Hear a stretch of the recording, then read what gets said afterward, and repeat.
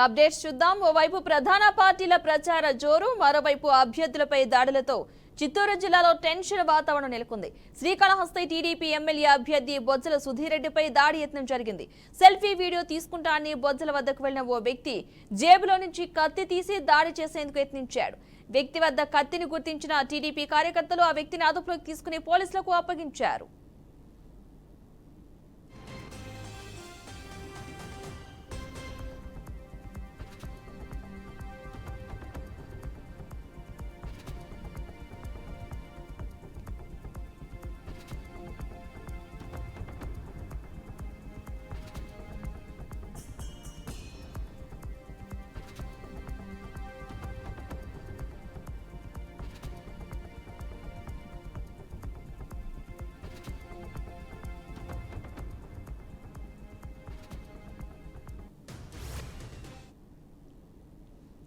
ఓవైపు ప్రధాన పార్టీల ప్రచార జోరు, మరోవైపు అభ్యర్థులపై దాడులతో చిత్తూరు జిల్లాలో టెన్షన్ వాతావరణం నెలకొంది. శ్రీకాళహస్తి టీడీపీ ఎమ్మెల్యే అభ్యర్థి బొజ్జల సుధీర్ రెడ్డిపై దాడి యత్నం జరిగింది. సెల్ఫీ వీడియో తీసుకుంటా అని బొజ్జల వద్దకు వెళ్లిన ఓ వ్యక్తి జేబులో నుంచి కత్తి తీసి దాడి చేసేందుకు ప్రయత్నించాడు. వ్యక్తి వద్ద కత్తిని గుర్తించిన టీడీపీ కార్యకర్తలు ఆ వ్యక్తిని అదుపులోకి తీసుకుని పోలీసులకు అప్పగించారు.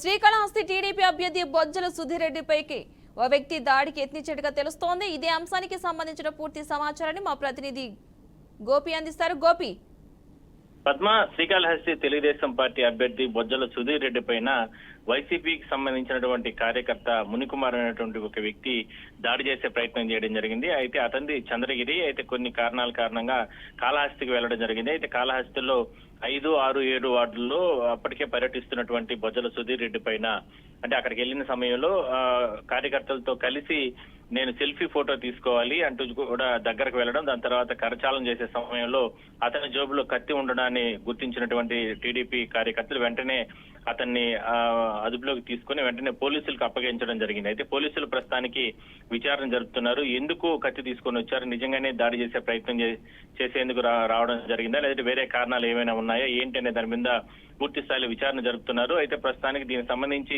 బొజ్జల సుధీర్ రెడ్డి కూడా స్పందించడం జరిగింది. స్థానిక ఎమ్మెల్యే బిఎఫ్ మధుసూదన్ రెడ్డి పైన చాలా ఘాటుగా మాట్లాడడం జరిగింది.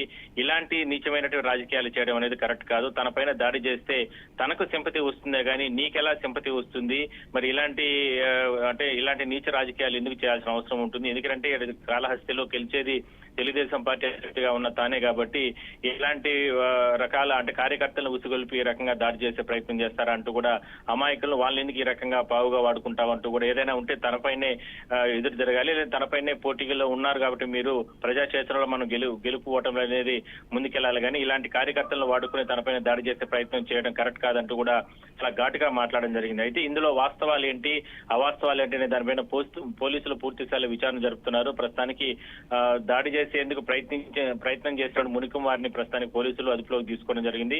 డిఎస్పీ స్థాయి అధికారి ఇప్పుడే విచారణ జరుపుతున్నారు.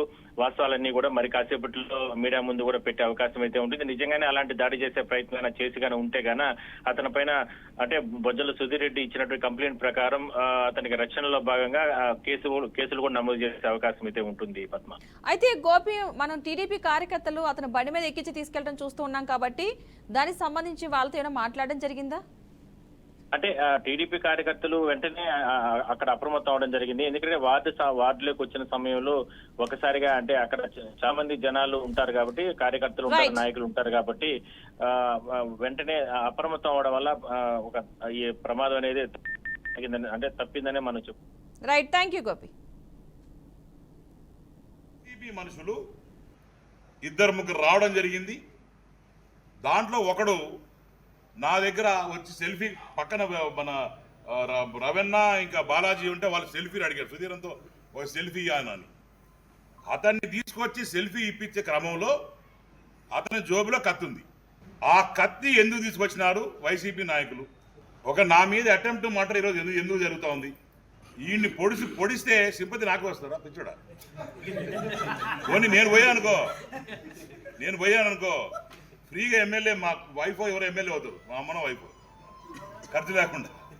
అది కూడా తెలివి లేకుండా మనుషుల్ని పంపించి పొడిపిస్తాము, లేకుంటే కాలు తీపిస్తామంటే ఏమి నీ వెనకాల ఉన్న బ్లేడ్ బాబ్జీ బ్యాచ్ ఏంది? ఇక్కడ బొజ్జల సైన్యం ఇక్కడ వాడిని తాట తీసి పోలీస్ స్టేషన్లో పెట్టినాం, 2 టౌన్లో వాళ్ళని అప్పగించినాం. ఇట్లా చిల్లర వ్యవహారాలుకి భయపడే వ్యక్తి కాదు సుధీర్ రెడ్డి. మాకు